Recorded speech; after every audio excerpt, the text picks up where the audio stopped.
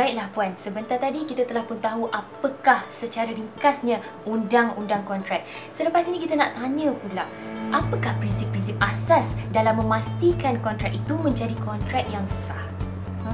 Ini adalah pertanyaan ramai. Sebab kadang-kadang bila kita tengok kontrak ni, kita tengok muka-muka surat ni kita rasa takut. Betul? Sebab kita tengok kita tak faham.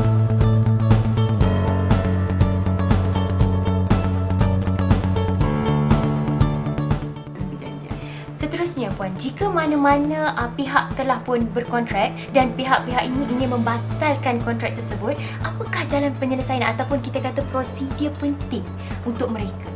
Okey, ini yang ingin saya nyatakan di sini adalah tentang exit clause ataupun klausa penamatan.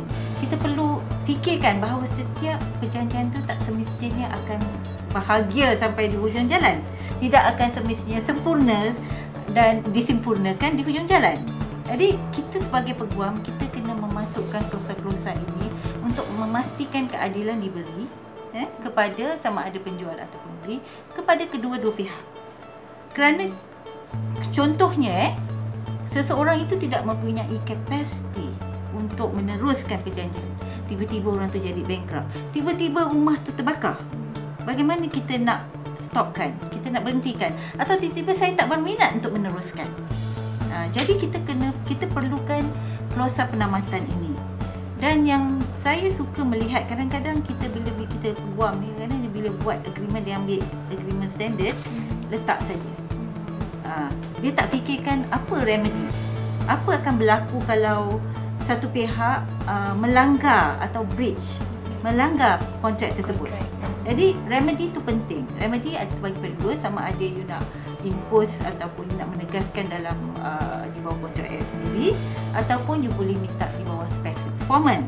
Di mana macam saya specific performance tu agaknya saya beli rumah Cik Alia, tiba-tiba Cik Alia along the way tengah-tengah jalan YT saya tak jadilah jual rumah saya, tiba-tiba anak saya nak duduk sini pula. Sebenarnya mungkin you rasa ada orang boleh beli dengan harga lebih mahal. Betul? Itu penipuan lah sebenarnya. Dia berselindung di sebalik perjanjian itu kan, di sebalik alasan-alasan itu kan. Jadi saya yang pembeli, you yang dah menjalankan semua tanggungjawab saya dah apply bank loan. Okey. Jadinya saya boleh impose, pergi ke mahkamah cakap saya nak juga rumah ni. So saya akan minta specific performance. Jadi saya akan dipaksa juga untuk menjual rumah tersebut. Betul. Jadi awak tak boleh lari dari tanggungjawab. Itu lagi specific performance kita kata specific tadi. Performance, walaupun perjanjian telah ditamatkan atau terminated, tanggungjawab you di bawah specific performance, di bawah equity, saya boleh meminta untuk Cik Alia menjual juga kepada saya. Baiklah Puan, sekiranya Puan tidak keberatan, boleh Puan kongsikan kepada kita mana-mana kes yang pernah Puan kendalikan, khususnya berkenaan dengan kontrak itu sendiri? Kalau saya nak share banyak kontrak, sebab saya rasa sepanjang pelibatan saya dalam bidang undang-undang, kontrak ni adalah kita punya bread and butter. Kita memang asas kita adalah kontrak.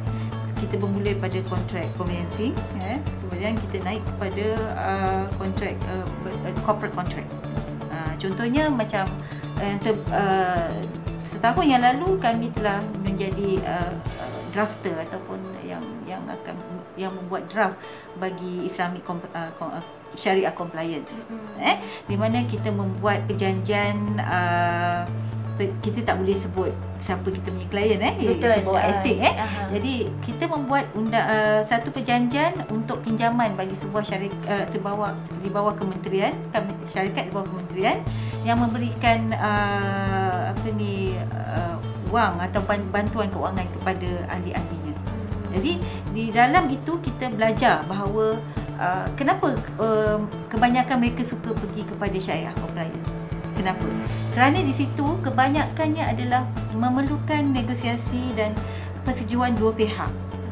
Kita cuba kurangkan di mana tekanan terhadap, kadang kita lihat perjanjian-perjanjian bank, kita lihat kebanyakannya berat sebelah. Betul.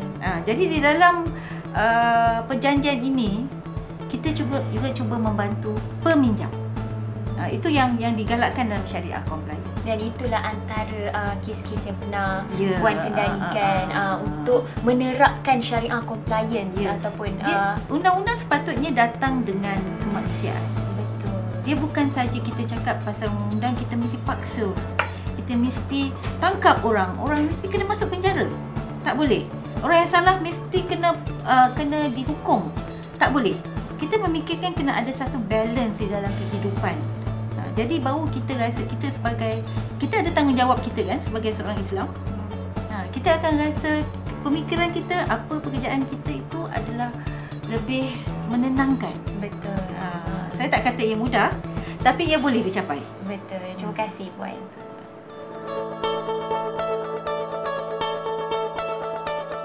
Puan, sedar tak sedar kita dah pun sampai ke penghujung sesi video bimbingan industri kali ini. Jadi Puan, kita nak minta Puan untuk berikan kata semangat ataupun nasihat kepada pelajar-pelajar di luar sana, khususnya pelajar yang mengikuti bidang ini.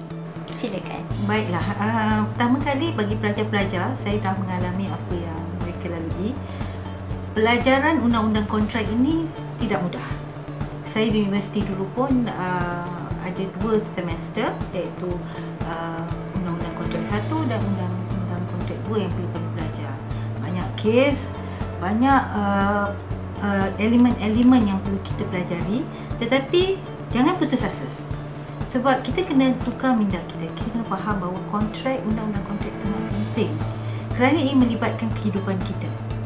Dan kerana itu saya terus berteguh untuk belajar undang-undang kontrak ini, dan akhirnya saya pun praktis atau membuat undang-undang kontrak di dalam pekerjaan saya. Adik-adik, jangan risau.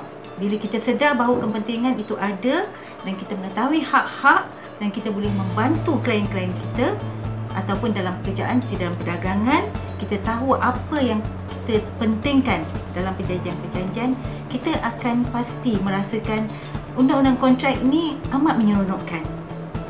Teruskan usaha. Jangan putus asa. Ya, kuncinya jangan putus asa. Terima kasih Puan atas informasi yang sungguh menarik dan padat kepada kita pada hari ini, dan kita harap berjumpa lagi di lain masa. Terima kasih Puan.